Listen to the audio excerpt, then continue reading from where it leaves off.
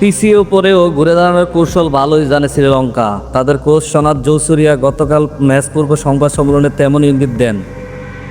ডাম্বুলায় হারের পর টি-20 সিরিজ জেতা সম্ভব কিনা জানতে চাওয়া হলে লঙ্কান কোচ বলেন, আমরা প্রথম ওয়ানডে ম্যাচ জিতে দ্বিতীয়টি হেরে গিয়েছিলাম। শেষ ম্যাচে আবার ফিরে এসেছি।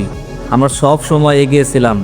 দ্বিতীয় ওয়ানডেতে পিছিয়ে ছিলাম। ক্যান্ডিতে কৌশল মেন্ডিস ও জাহিদ আশালঙ্কা ভালো ব্যাটিং করায় বাংলাদেশকে ম্যাচ থেকে ছিটকে দেওয়া গেছে, এটা বলে গেলে চলবে না।